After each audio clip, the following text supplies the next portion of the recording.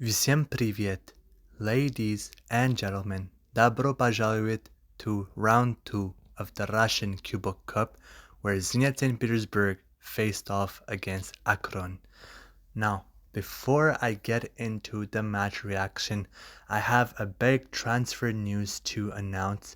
It has been announced by Zenit St. Petersburg, made official. The player is there, so the transfer is official. The signing has been complete, and the player has been introduced in front of our Zenit fans in our young academy. It was a pretty special event, so let me talk about this before I talk about the match reaction. So Zenit have confirmed the transfer of Luciano Gondu from Argentina.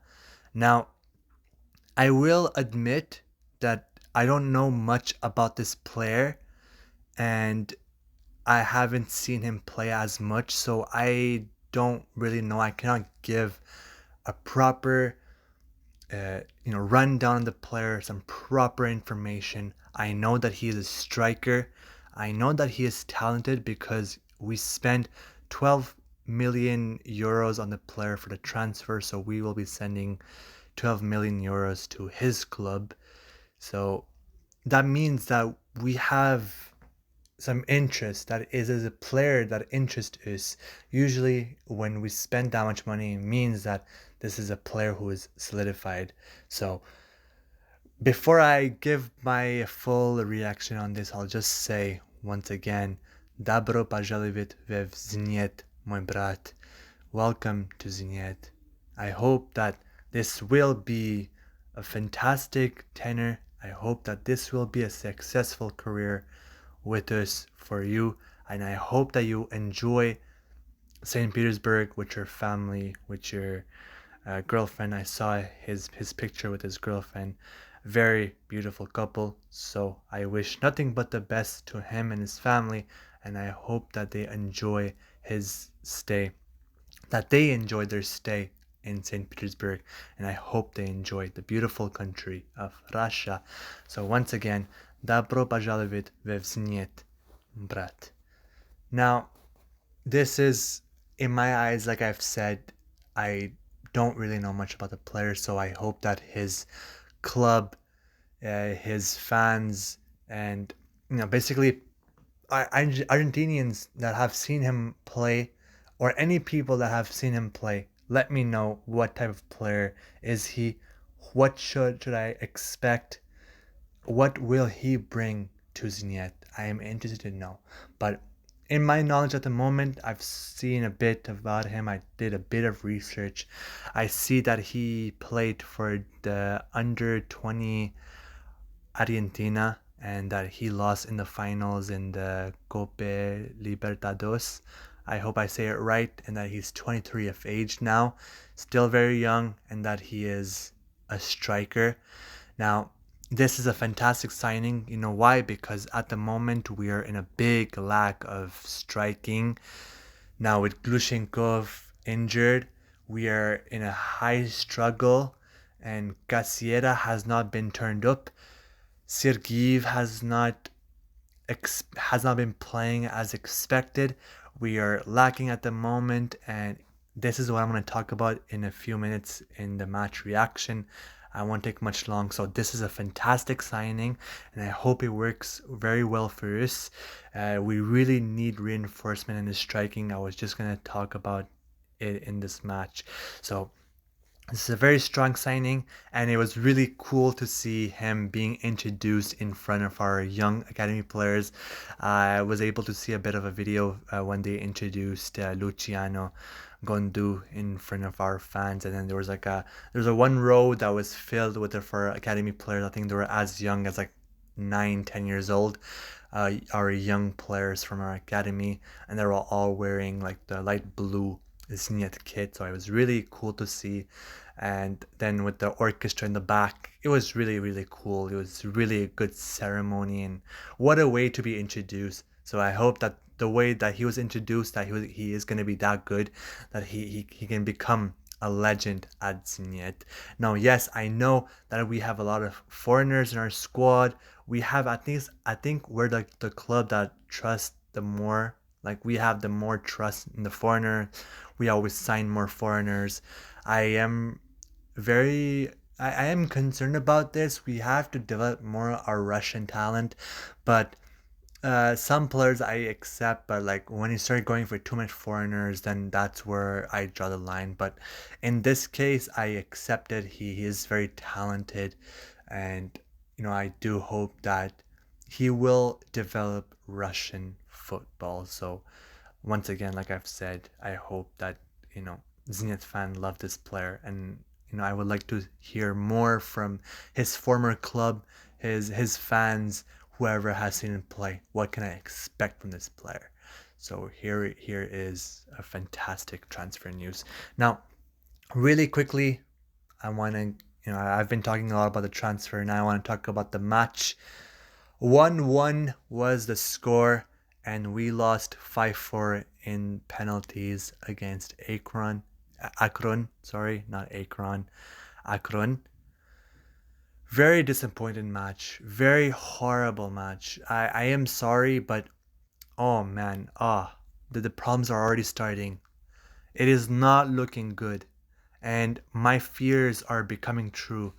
This is going to be the same Zenit that we've seen in the last 2 3 years where we struggle, we lose against smaller clubs, and then we're going to have a very tough time defending our league title. Yes, we have won 5 to 6 years in a row, but this will be extremely difficult to defend our league title because, like I've said, like you've seen it all.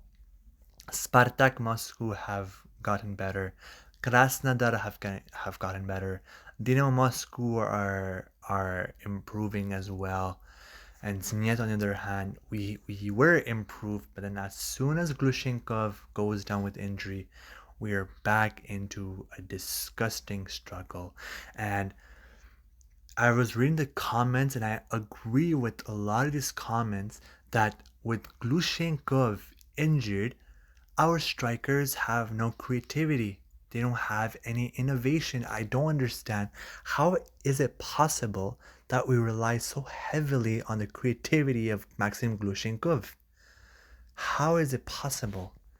This is unacceptable. Like, we have Kasiera, Sergeyev, and so many more of so many talented players in our squad, yet we still struggle, and we just don't have enough reinforcement. So that's why I've said that it is a very strong signing to get Luciano into the squad. It is very important that as soon as we can get him in, the better it is, because we really need reinforcement in the striking. I don't exactly know what happened to Casiera and Sergeyev. I mean, they haven't been as dominant as they were in the last, like even last year they were dominant.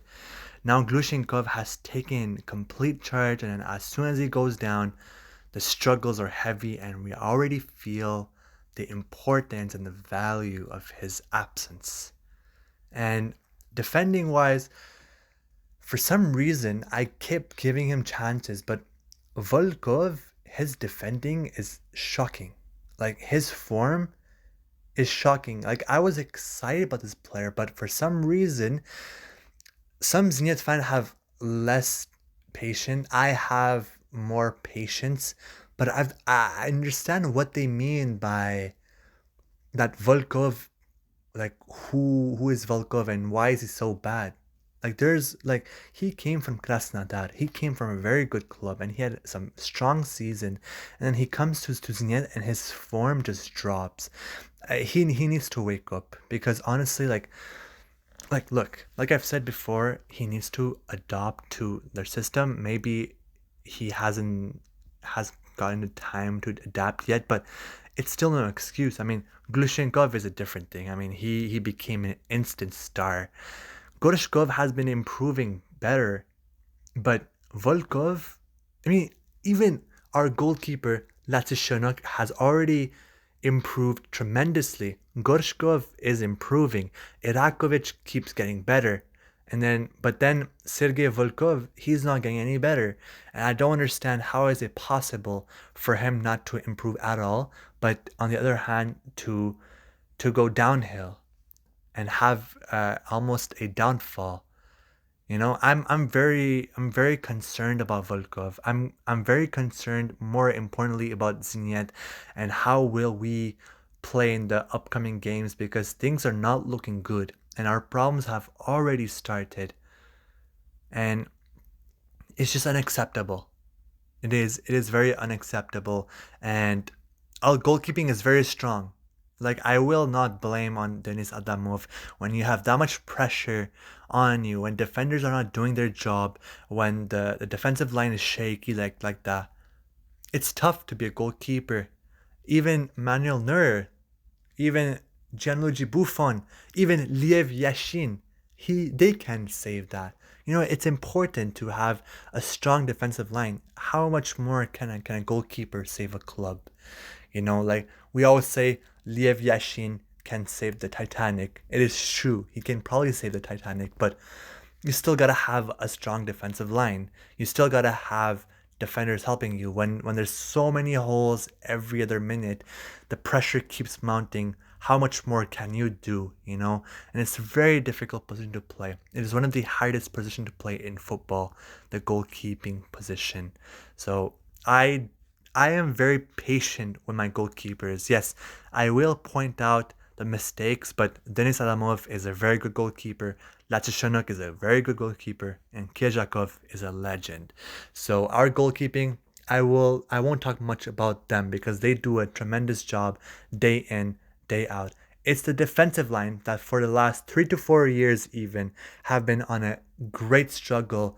Midfield has been shaky. Striking has been a big problem. Our creativity, our innovation. I don't understand, honestly. Yani Bonimayu. Yani Bonimayu. I don't understand. What do we have to do to have more creativity? We need, if things don't work out, honestly, we just need to bring in our youngsters and just give more time to our youngsters. Yes, if we lose, it is what it is. But we have to have a brand new squad. We have to sell a few of our players. Like, patience is running low. And like I've said in the beginning of the season, I was really excited. But now the thing is, my nightmare is becoming true. And then we're slowly going back to the Zenit that we've seen in the last, what, at least 2 years now. At least 2 years of struggle, of bad games. Like, losing against Akron is terrible. I mean, Akron in the league, they're struggling.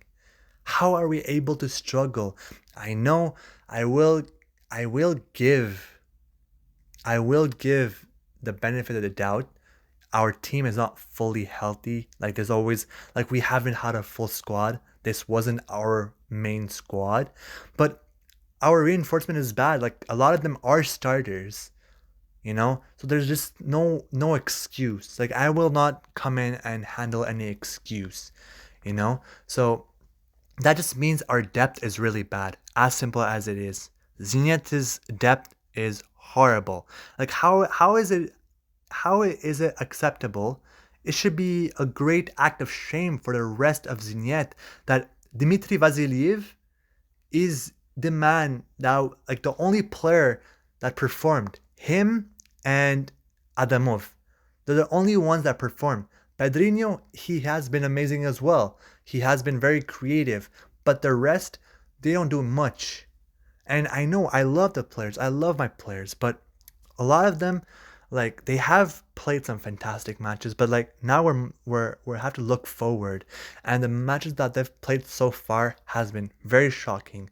Like, I'm very, like, I'm not stressed yet, but I'm very concerned about how our form will be in the next upcoming matches. I'm very concerned, and things are not looking good. It needs to be improved right away. And I was never a fan of Sergei Simak, but unfortunately, we're stuck with him for the next 3 to 4 years. So we will struggle for a long time. So hang around, Zenit fans. It will be a very long season until Glushenkov does not come back. We will have to fight a lot, and this will be a struggle. So, spasiba for watching my video. I wish you all a good night. Take care, buddy. До свидания.